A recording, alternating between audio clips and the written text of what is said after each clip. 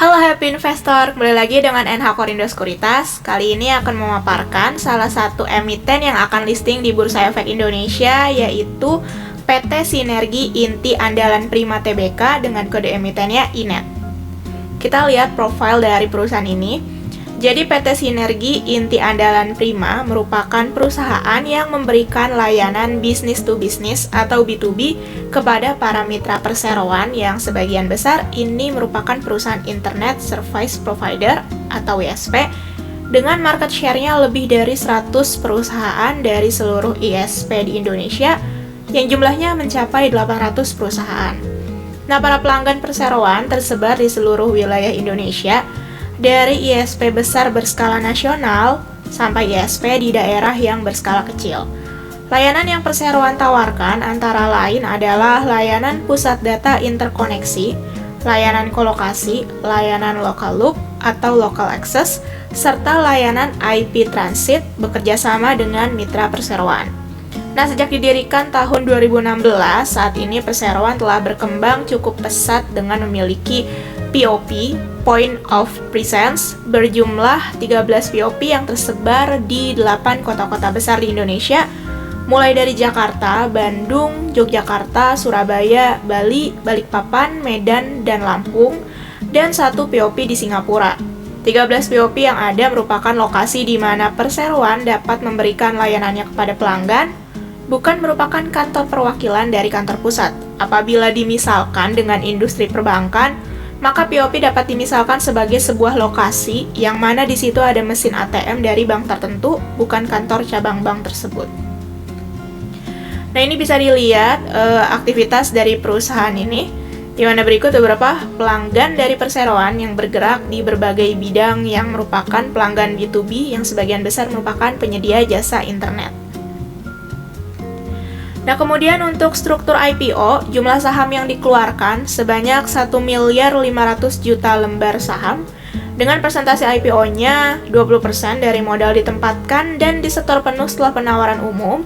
Nilai nominal Rp10 per lembar, harga pelaksanaannya di kisaran Rp100 hingga Rp101 per lembar, di mana nilai IPO yang akan didapat maksimal Rp151.500.000.000 dengan penjamin emisi kali ini yaitu PT Shinhan Sekuritas Indonesia.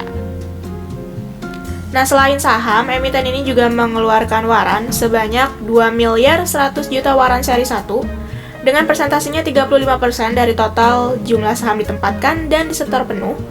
Kemudian harga pelaksanaannya yaitu Rp91 per lembar dengan rasionya yaitu 5:7.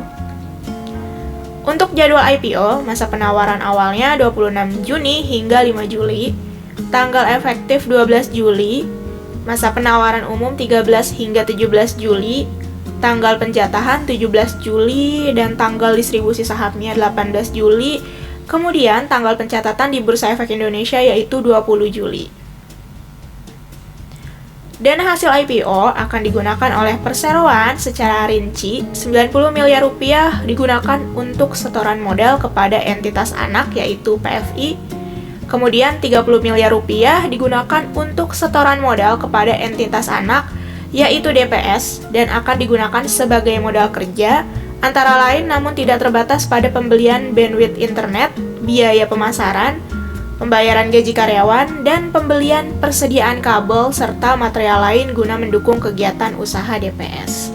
Nah, sementara sisanya ini akan digunakan untuk modal kerja perseroan, antara lain namun tidak terbatas pada pembelian bandwidth internet, biaya pemasaran, pembayaran gaji karyawan, dan pembelian persediaan kabel serta material lain guna mendukung kegiatan usaha perseroan.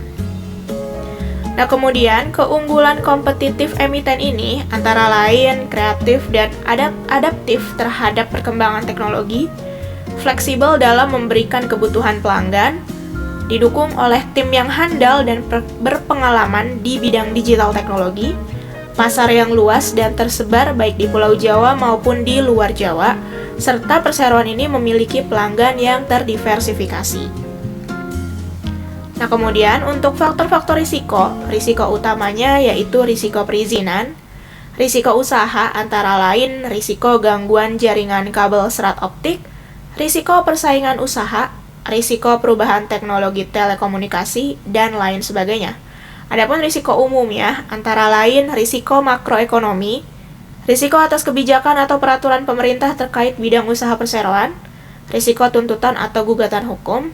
Kemudian, bagi investor, patut untuk dicermati risiko-risikonya, antara lain risiko tidak likuidnya saham yang ditawarkan kepada penawaran umum perdana saham, risiko fluktuasi harga saham perseroan, risiko kebijakan dividen, dan lain sebagainya. Nah, kemudian di sini kita lihat untuk key financial highlights yang pertama, untuk neraca keuangan, kalau kita lihat untuk rasio-rasionya per 31 Maret 2023, current rasionya sebesar 127,71%, debt to equity ratio sebesar 9,55%, debt to asset rasionya 8,72%, ISCR sebesar 28,91 kali, sementara untuk rasio DSCR-nya ini di angka 1,95 kali. Kemudian, untuk laporan laba ruginya, kita lihat rasio-rasio per 31 Maret 2023, gross profit margin atau GPM ini di angka 27,59%, net profit margin atau NPM sebesar 7,92%, return on assets sebesar 0,72%, dan return on equity-nya sebesar 0,78%. Oke, sekian mengenai paparan IPO kali ini. Terima kasih.